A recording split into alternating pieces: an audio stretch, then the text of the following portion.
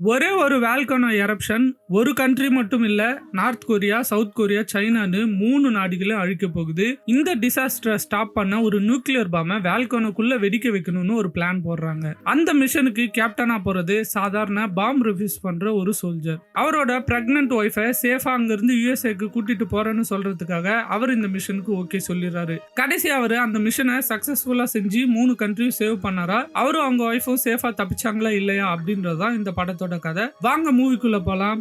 Movie name ஆஷ்ஃபால். Restricted ஏரியால ஒரு dangerous unexplored பாம்பை டெஃப்யூஸ் பண்ண ஸ்பெஷலிஸ்ட் டீம் ஒர்க் பண்ணிட்டு இருக்காங்க. அந்த டீம்ல ஜோ இன் சாங் அப்படின்னு ஒருத்தர் இருக்காரு. அவரோட எண்ணம் எல்லாமே ஒர்க்ல இல்லாம அவரோட ஒய்ஃப் மேலேயே தான் இருக்கு. அப்படியே கட் பண்ணா அதே நேரத்துல சியோலா ஹாஸ்பிட்டல்ல அவரோட pregnant wife Ji Young routine செக்அப்க்கு வந்திருக்காங்க. பேபி ஜெண்டரை கேக்குறாங்க டாக்டர் கிட்ட. ஆனா அந்த டாக்டர் வந்து பேபி ஜெண்டரை ரிவீல் பண்ணல. சோ செக்அப் முடிச்சு ஹாஸ்பிட்டல் விட்டு அவங்க கிளம்புறாங்க. அப்போ அவங்களோட ஹஸ்பண்டும் ஒர்க் முடிச்சுட்டு கார்ல வந்துட்டு இருக்காரு. இவங்களுக்கு கால் பண்ணி பேசிட்டே வந்துட்டு இருக்காரு. கரெக்டா எக்ஸாக்டா அந்த மூமெண்ட்ல நார்த் கொரியா சைனா பார்டர்ல இருக்க வால்கனோ எக்ஸ்ப்ளோட் ஆகுது. அதோட ரிக்டர் அளவுகோல் பாத்தீங்கன்னா 8 கிட்ட இருக்கு. நார்த் கொரியா மட்டும் இல்ல, சவுத் கொரியால இருக்கக்கூடிய எல்லா பில்டிங்ஸுமே கொலாப்ஸ் ஆகுது. ரோட்ஸ் எல்லாம் கிராக் விழுது. மக்கள் எல்லாம் பயந்து அங்க இங்க ஓட ஆரம்பிக்கிறாங்க. இதை பார்த்து கவர்மெண்ட் எமர்ஜென்சியா ஒரு மீட்டிங்கை கண்டக்ட் பண்ணுது. பிரசிடென்ட் செக்ரட்டரியா இருக்கக்கூடியவங்க ப்ரொஃபசர் ராபர்ட்னு ஒருத்தரை மீட் பண்றாங்க. ஸோ அவர் யாருன்னு பாத்தீங்கன்னா ஒரு வால்கனோ எக்ஸ்பர்ட். ரொம்ப நாளா இந்த வால்கனோ பத்தி ரிசர்ச் பண்ணிட்டு இருக்காரு. ஆல்ரெடி இந்த மாதிரி நடக்க போகுதுன்னு கவர்மெண்ட் கிட்ட சொல்லி இருப்பாரு. அப்ப யாருமே இதை நம்ப மாட்டாங்க. இப்போ இவரு யுஎஸ்ஏக்கு கிளம்பலான்னு கிளம்பிட்டு இருக்காரு. அப்பதான் அந்த செக்ரட்டரி கவர்மெண்டோட எமர்ஜென்சி மீட்டிங்க்கு வர சொல்லி கூப்பிடுறாங்க. சரின்ட்டு இவரும் அந்த மீட்டிங் அட்டென்ட் பண்ண போறாரு. அப்போ எக்ஸ்பர்ட்ஸ் என்ன கன்ஃபார்ம் பண்றாங்க, இது ஃபர்ஸ்ட் எரப்ஷன் மட்டும்தான், இன்னும் 3 எரப்ஷன் வர சான்ஸ் இருக்கு அப்படின்னு சொல்றாங்க. அப்போ ராபர்ட் வந்து அவர் இவ்வளவு நாள் ரிசர்ச் பண்ண தியரியை எக்ஸ்பிளைன் பண்றாரு. அந்த வால்கனோ கீழே 4 மேக்மா சேம்பர்ஸ் இருக்கு. ஃபர்ஸ்ட் சேம்பர் தான் இப்ப வெடிச்சிருக்கு. அடுத்து இருக்க 2 சேம்பரும் வெடிக்கும். அது ஈஸியா நம்ம வந்து கடந்து வந்துடலாம். ஆனா லாஸ்ட் சேம்பர் வெடிச்சதுன்னா கொரியால பாதி இடம் வந்து அழிஞ்சு போகும் அப்படின்ட்டு சொல்றாரு. அது மட்டும் இல்லாம அவர் ஒரு சொல்யூஷனை தியரிட்டியா சொல்றாரு. அது என்னன்னா வால்கனோக்குள்ள இருக்கிற ஏதாவது ஒரு மைண்ட் வழியா போயிட்டு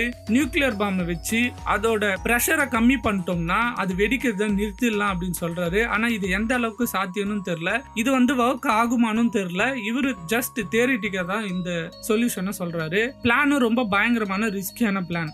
ஆனா கவர்மெண்ட்டுக்கு வேற ஆப்ஷனே இல்ல. இந்த மிஷனை பண்றதுக்கு அவங்க ஓகே சொல்லிடுறாங்க. இந்த மிஷனுக்கு 2 டீமே செலக்ட் பண்றாங்க. செகண்ட் டீமோட கேப்டனா தான் ஜோ இன் சாங் செலக்ட் ஆகுறாரு. சோ இவரு வந்து பாத்தீங்கன்னா ஃபர்ஸ்ட் வேண்டான்றாத, ஏன்னா அவரு வேலையை விட்டு போலான்னு இருக்காரு. அவங்க ஒய்ஃப் பிரெக்னெண்டா இருக்கிறதுனால. ஆனா இவருக்கு என்ன சொல்றாங்கன்னு பாத்தீங்கன்னா, இந்த மிஷனுக்கு நீங்க மட்டும் ஓகே சொல்லிட்டீங்கன்னா உங்களோட பிரெக்னென்டான ஒய்ஃபை யூஎஸ் எவாக்குவேஷன் லிஸ்ட்ல சேர்க்கிறோம் அப்படின்றத அவங்க ஹையர் ஆபீசர்ஸ் எல்லாம் சொல்றாங்க. சோ இன் சாங் வந்து அக்செப்ட் பண்ணிக்கிறாரு. நைட்ல அவங்க ஒய்ஃப் கிட்ட என்ன மிஷன் என்ன எதுன்னு டீடைல்ஸ் எல்லாம் சொல்லாம, இந்த மாதிரி ஒரு மிஷனுக்காக போறேன், திரும்பி வந்தவொடனே நான் உன்னோட வந்துருவேன், யுஎஸ்ஏக்கு போயிடு அப்படின்னு சொல்லிட்டு போவாரு. அண்ட் நெக்ஸ்ட் டே வந்து அவருக்கு டீடைலா பிரீஃப் கொடுப்பாங்க. சோ அது என்னன்னா, நார்த் கொரியால 6 நியூக்ளியர் மிசைல்ஸ் இருக்கு. அதுல இருந்து நியூக்ளியர் மிசைல்ஸை திருடி அதை கொண்டு போய் வால்கனோல வெடிக்க வைக்கிறது தான் பிளான். அங்க நார்த் கொரியால இவங்களோட ஸ்பை ஒருத்தர் ஜெயில இருக்காரு. அவரை வந்து நியூக்ளியர் பாம்ஸ் எல்லாம் எங்க இருக்குன்னு அவருக்கு டீடைல்ஸ் எல்லாமே தெரியும். அவரை ரெஸ்கியூ பண்ணி அந்த நியூக்ளியர் பாம் இருக்கிற இடத்துக்கு போயிட்டு அங்கிருந்து பாம்ஸ் எடுத்துட்டு போயிட்டு வால்கனோல வெடிக்க வைக்கிறது தான் அவங்களோட பிளான். சோ மொத்தம் 2 டீம் இருக்கு. ஃபர்ஸ்ட் டீம் வந்து இவங்களோட வந்து ஹெல்ப் பண்ணுவாங்க. இவங்க வந்து அந்த பாம்பை வந்து கண்டெயின் பண்றது தான் இவங்களோட செகண்ட் டீமோட ஒர்க். சோ அந்த ஃபர்ஸ்ட் டீம் ஒரு பிளேன்லயும் இவங்க டீம் இன்னொரு பிளேன்லயும் போயிட்டு இருக்காங்க. அப்போ அந்த ஃபர்ஸ்ட் டீமோட பிளேன் வந்து கிராஷ் ஆயிடுது. அவங்களுக்கு டைம் வேற இல்ல இன்னொரு பிளேன் சென்ட் பண்ணவோ இல்ல வேற ஒரு டீமை சென்ட் பண்ணவோ. ஏன்னா அந்த மொத்த இடமும் வால்கனோவோட ஆஷஸ்னால நிறைஞ்சு போயிருக்கு. லேண்ட் வழியாவும் அவங்களுக்கு எந்த ஹெல்ப்பும் சென்ட் பண்ண முடியாது. சோ இப்போ இந்த டீம் தான் அந்த மிஷனை கண்டினியூ பண்ண வேண்டிய சிச்சுவேஷன். லீன்றவர் தான் அந்த பிரசன்ட்ல கூட்டிட்டு வர போறாங்க. சோ அவர் தான் வந்து ஸ்பையா அந்த பிரசன்ட்ல இருக்காரு. சோ பிரசன்ட்க்கு போன உடனே அங்க ஆல்ரெடி நிறைய பேர் இறந்து போயிருக்காங்க. மீதி இருந்தவங்க எல்லாம் அங்க இருந்து ஓடிட்டு இருக்காங்க. சோ அந்த பெரிய ஏர்த்குவேக்னால லீ மட்டும்தான் அங்க இருக்காரு. அது இல்லாம அவரை நம்பர்தா இல்லையான்னு கூட அவங்களுக்கு தெரியல. ஆனா வேற ஆப்ஷனும் இல்ல. சோ லீயை டீமுக்குள்ள கொண்டு வராங்க. அப்போ லீ என்ன பண்றாருன்னா, ரொம்ப நாள் ஆச்சு குளிச்சுட்டு அப்படின்னு சொல்லி ஷவர்ல குளிக்க போறாரு. அப்படி குளிக்க போயிட்டு அவர்கிட்ட இந்த ஜிபிஎஸ் ட்ராக்கரை ரிமூவ் பண்ணிடுறாரு. அந்த ஊரோட அவர் இவ்வளவு நாள் சேர்த்து வச்சிருந்தா அந்த மேப்பையும் சாப்பிட்டுறாரு. லேட்டர் அவங்க கிட்ட இருந்து எஸ்கேப் ஆயிடுறாரு. எஸ்கேப் ஆகி இவ்வளவு நாள் பார்க்க முடியாத அவங்க ஒய்ஃபை போய் மீட் பண்றாரு. அவங்க ஒய்ஃப் கிட்ட போயிட்டு அவங்களோட பொண்ணை பத்தி கேட்கிறாரு. இதுவரையும் அவங்க பொண்ணு பிறந்ததுல இருந்து இவர் போய் பார்த்தே இருக்க மாட்டாரு. தப்பிச்சு போன லீயை இன்சாங்க ஒரு டீம் மறுபடியும் கண்டுபிடிச்சிடுறாங்க. கண்டுபிடிச்சு இந்த வாட்டி அவங்க எல்லாருமே போறாங்க மிசைலுக்காக. சோ அங்க போயிட்டு அண்டர் கிரவுண்ட் ஃபெசிலிட்டியில போய் அங்க இருக்கிற சோல்ஜர்ஸோட சண்டை போட்டு நியூக்ளியர் மிசைல்ஸ் எல்லாம் அங்க இருந்து எடுத்துட்டு வராங்க. சோ இந்த டைம்ல பார்டர்ல இருக்கக்கூடிய யூஎஸ் மிலிட்டரி எல்லாம் அலர்ட் ஆகுது. சவுத் கொரியா வந்து ஏதோ நியூக்ளியர் மிஷனுக்கு ட்ரை பண்ணிட்டு இருக்கு அப்படின்னு சொல்லிட்டு அவங்களோட இன்வால்வ்மெண்ட்டும் இதுல நடக்க ஆரம்பிக்குது. அவங்களோட ஒய்ஃப் வந்து அந்த இடத்துல யூஎஸ் மிலிட்ரியோட ரெஸ்கியூ இடத்துல இருக்காங்க. அப்போ அவங்க என்ன சொல்லிடுறாங்கன்னா, ஒன்லி யூஎஸ் சிட்டிசன்ஸை மட்டும்தான் ஃபர்ஸ்ட் நாங்கள் இங்கேருந்து எவாக்குவேட் பண்ணுவோம், நீங்கள் வெயிட் பண்ணுங்க அப்படின்னு வெயிட் பண்ண சொல்லிடுறாங்க.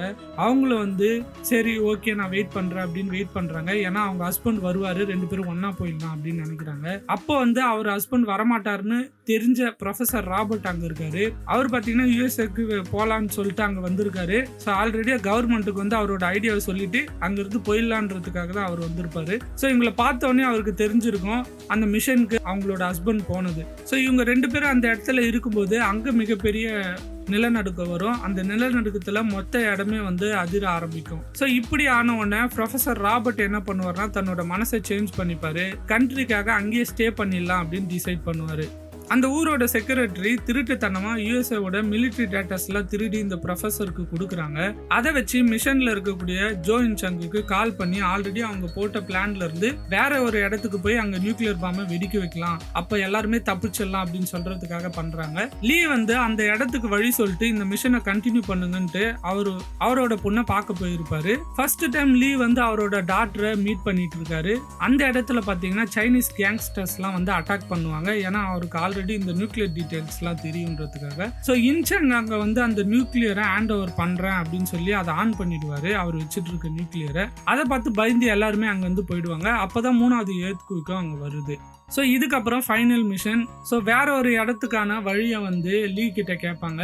லீயும் இன்சாங்கும் அந்த பாம்பை கொண்டு போறாங்க அந்த இடத்துக்காக. அந்த இடத்துக்கு போனவொன்னே பாத்தீங்கன்னா எலிவேட்டர் கேபிள்லாம் கட் ஆயிட்டு இருக்கும். ஸோ அதனால வேற வழியே இல்லை. யாராவது ஒருத்தர் உள்ள போயிட்டாங்கன்னா அவங்களால வெளில வர முடியாது, அவங்களும் சேர்ந்து இறந்துதான் போகணும். அப்போ லீ என்ன பண்றாருன்னா இன்சாங்க வெளியே வச்சு லாக் பண்ணி என் டாக்டரை நீ பத்திரமா பாத்துக்கோ அப்படின்னு சொல்லிட்டு அவரோட உயிரையே தியாகம் பண்றதுக்காக துணிகிறாரு. ஸோ அவர் உள்ள போயிட்டு அந்த பாம்போட அப்படியே படுத்துக்கிறாரு. அவங்க பொண்ணு ஆல்ரெடி அவங்க கூட தான் இருக்காங்க. இன்சாங்கும் அந்த பொண்ணும் அங்க இருந்து கார்ல வேகமா தப்பிக்க ஆரம்பிக்கிறாங்க. அப்போ அந்த பாம் வந்து எக்ஸ்ப்ளோட் ஆகுது, பிரஷர் ரிலீஸ் ஆகுது, மிகப்பெரிய வால்கனோ எரப்ஷன் நிறுத்தப்படுது. இது நடந்து கொஞ்சம் வருஷம் கழிச்சு நார்த் கொரியாவும் சவுத் கொரியாவும் அகைன் ரீபில்ட் பண்றாங்க.